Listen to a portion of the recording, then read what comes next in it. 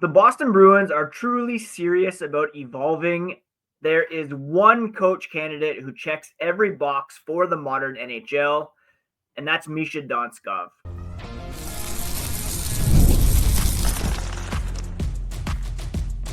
You're Locked On Bruins, your daily podcast on the Boston Bruins. Part of the Locked On Podcast Network, your team every day. What is up, Bruins fans, and welcome back to the Locked On Boston Bruins podcast. I'm your host, Ian McLaren, and this is a daily show where we discuss all things Spoked B. Today is Wednesday, May 7th, and I want to thank you so much for making Locked On Bruins your first listen every day. It's part of the Locked On Podcast Network, your team every day. And on today's episode, we are going to discuss a new favorite coach candidate of mine, Misha Donskov, who is currently serving as an assistant with the Dallas Stars. Full disclosure, I didn't know too much about him prior to his name being mentioned in the Bruins head coach search. And the more I read about him, the more I look into what he can bring to the table, the more I'm convinced he should be the guy. And Don Sweeney, as we'll discuss, has dropped some hints that he perhaps is the guy that they are pursuing. We'll also touch on a couple Bruins news and notes, including the Patrick Brown signing and Tory Krug looking like he may be hanging up his skates after some devastating ankle injuries. Before we get into all that, a quick reminder, you can find the podcast on social media at Locked NHL Bruins. You can find me, my hockey thoughts, dad jokes at Ian C. McLaren. I am a lifelong Boston Bruins fan. I've been covering this team for various outlets for 20 years. I was a full-time hockey news writer for thescore.com for 5 years and have been hosting this podcast since 2019. Everydayers will remember that I was pumping Mike Sullivan's tires as a potential head coach candidate after he and the Pittsburgh Penguins parted ways. He has since been scooped up by the New York Rangers. The next guy we were really interested in was David Carl out of the University of Denver. He has since re-upped there and will stay in college for the foreseeable future. The more I've been digging into it, and from what we could glean from Don Sweeney's comments after the season ended and at the NHL draft lottery media availability on Monday night, it's clear that there seems to be one guy they're keying in on, and for good reason, and that's Misha Donskov, who's currently an assistant head coach with the Dallas Stars, a team that will be in action in the second round of the Stanley Cup playoffs tonight, taking on the Winnipeg Jets. We've heard Sweeney say that he wants someone with not necessarily head coaching experience, but NHL experience. And he also said the other night that there are candidates who are still in the playoffs. And he was also, when asked about how the playoffs are going, he cited the Dallas Stars specifically as a team that succeeding so far, perhaps defying some expectations and doing it the right way. So that got me to looking deeper into Misha Donskov, and his resume is unreal. It isn't just a name to consider. He's the guy the Bruins must do everything in their power to hire, in my opinion. He joined the Vegas Golden Knights. We'll kind of go back and touch on some of the highlights of his resume, which, again, blew me away. He joined Vegas before they even had a roster, and he was the director of hockey operations, and he helped build the team from the ground up, culminating in a Stanley Cup final appearance in year one. It wasn't luck. It wasn't the NHL favoring Vegas with easy path to building a solid team from day one. There was vision involved there as well. And again, look at that roster from year one. Went to the Stanley Cup final, lost to the Washington Capitals, but he wasn't done there. He moved behind the bench as an assistant coach. They reached the conference finals twice, won the cup in 2023. He was a member of Pete DeBoer's staff and then stayed on after Bruce Cassidy was brought in. And over that time, he was part of a winning culture in both the front office, behind the bench, and was there from day one. So you can see that kind of forward thinking, modern NHL vision that helped Vegas hit the ground running and succeed very, very early in the organization's existence. And that's the kind of vision that we want the Bruins to embrace as well, right? Now, of course, this isn't as a hockey operations role, but as coach. But he was behind the bench with Pete DeBoer, with Bruce Cassidy when they won the cup and when they went to the Stanley Cup final in year one. Doesn't stop there either. He has an impressive background with Hockey Canada, where his edge becomes clear. He isn't just crunching numbers, he was helping build systems. He combined video, analytics, and coaching education to guide Team Canada to gold medal after gold medal, World Junior level, World Championships, World Cup, Olympics. He was part of the Four Nations face-off this past February because Pete DeBoer was on the coaching staff, Bruce Cassidy was on the coaching staff. Oh, and who was the general manager of the Four Nations face-off? Don Sweeney. Donskov understands how to translate data into wins and how to teach it to elite players. And that's the exact kind of tactical intelligence the Bruins need year after year in order to help turn things around sooner than later. I can't stress enough how rare it is.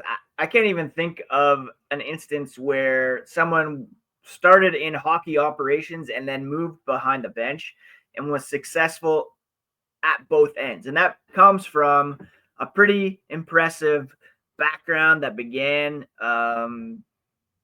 with the OHL's London Knights. He worked his way up, and he was an assistant with the London Knights, associate coach with the Ottawa 67s of the OHL, and then worked through up into the ranks of hockey operations with the Vegas Golden Knights. He and his family own and operate Donskov Hockey Development in Columbus, Ohio.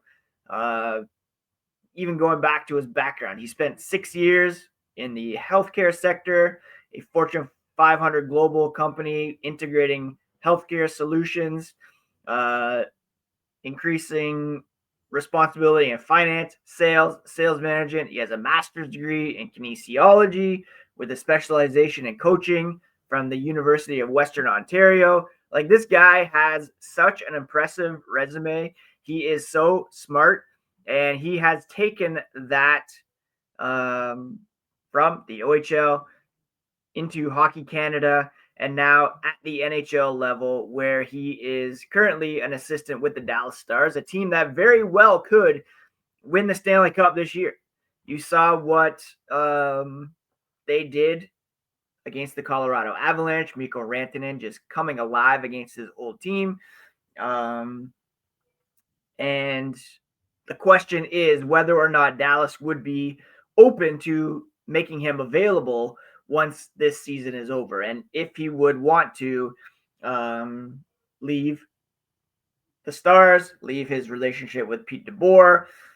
What does Bruce Cassidy have to say about his time with the Bruins?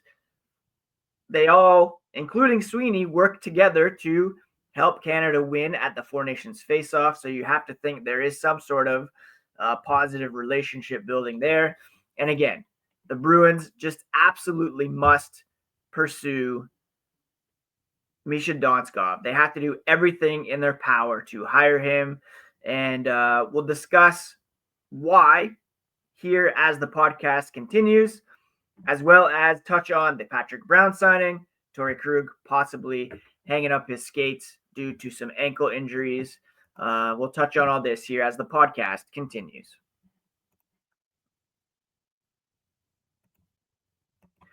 If you're looking for a snack that is both delicious and nutritious, crack into a good source of protein with Wonderful Pistachios. Wonderful Pistachios is one of the highest protein nuts. Each 1 ounce serving has 6 grams of protein, giving you over 10% of your daily value. Plus, they're packed with fiber and better for you unsaturated fats to help keep you feeling fuller longer. Our 12-year-old absolutely loves Wonderful Pistachios, and we're always trying to get him more protein, and this is such a great way to do so. He likes the no shells variety, perfect grab-and-go snack for kids playing Fortnite, or if you love crackin', open every shell for that satisfying crunch. The in-shell options are also a classic favorite. Get snackin', get crackin' with the snack that packs a protein punch. Visit wonderfulpistachios.com to learn more. Thank you so much once again for making Locked On Bruins part of your daily routine. Everydayers will know that the best way to keep up on the podcast is to subscribe on your favorite podcast app and on YouTube.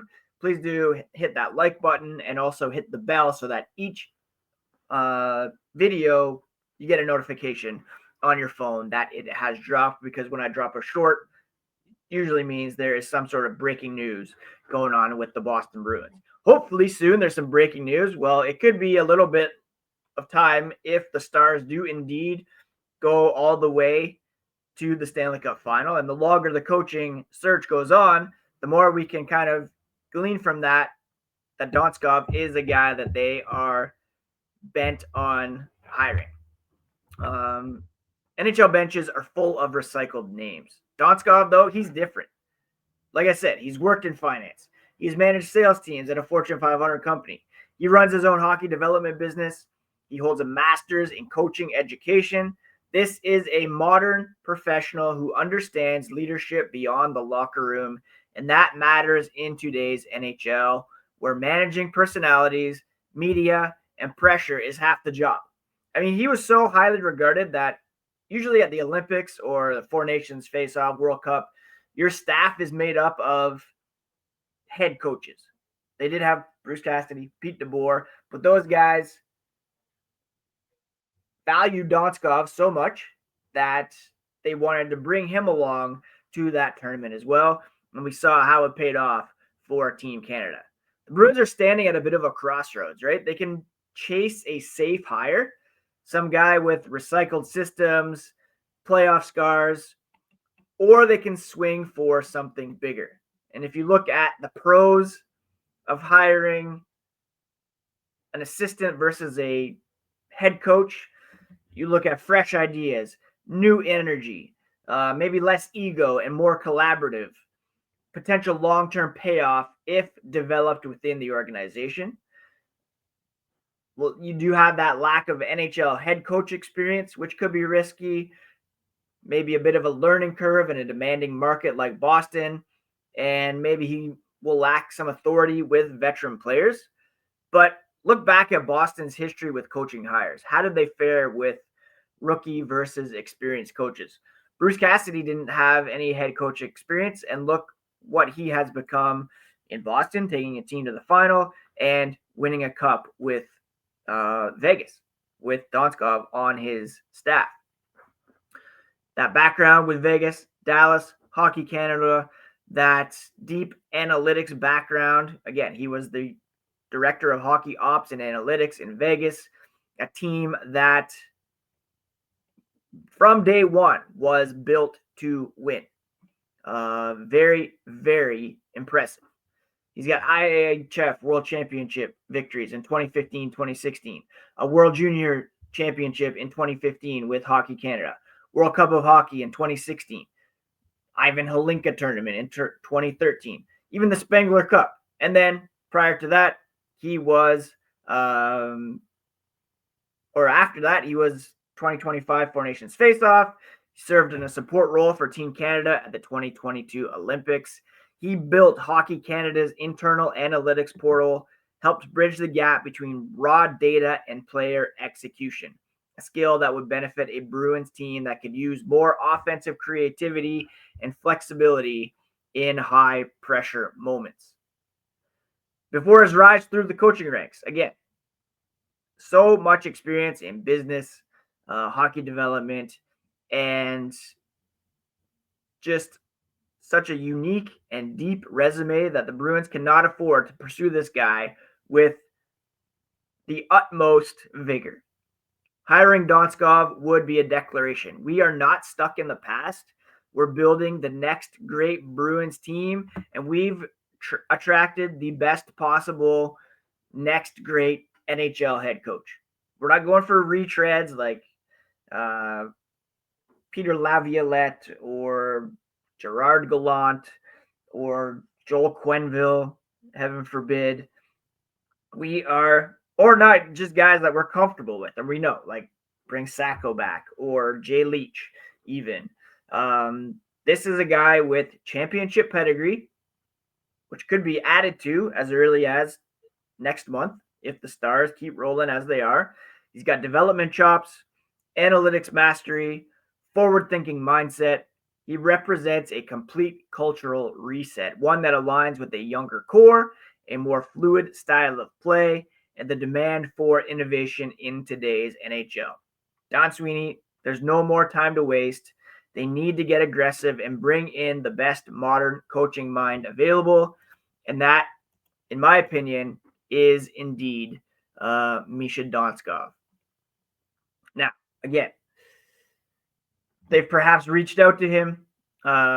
They've perhaps reached out to the Stars to see if they might be able to make him open to being available. The Stars deep in a playoff run right now, getting ready for game 1 against the Winnipeg Jets. So probably not looking to get their assistant poached at this moment. So we might have to wait quite a bit of time here before this happens. Hopefully the Bruins are willing to be patient and they are not willing to settle for anything other than the very best here. Now, leaving it till, say, the Stars win the Stanley Cup, might increase demand, or will increase demand. I'm sure other teams are circling as well. It may make the Stars reluctant to let him go. Maybe they want him to be their next head coach. Say if Pete DeBoer decides to move on. Plus, it leaves a small window between the end of the Stanley Cup final and the NHL entry draft. I'm sure the Bruins would like to have a guy in place sooner than later so they can have some input perhaps.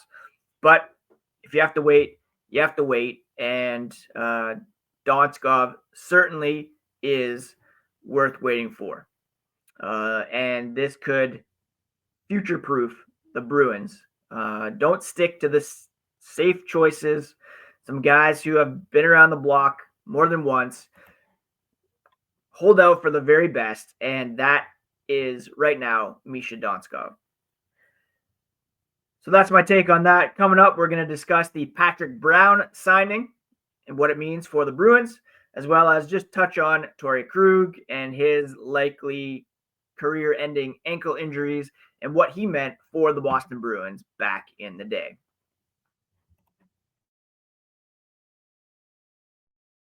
An award-winning mattress can change your life. I speak from experience. It happened to me. After years of uncomfortable sleeps, I recently switched to Bear Mattress, and the results were instant. Bear Mattress is designed with a focus on recovery, cooling, and pressure relief to upgrade your sleep and improve your overall quality of life. I used to deal with night sweats, but Bear's best-in-class cooling ensures optimal temperature regulation, which prevents overheating and helps me stay comfortable all night long.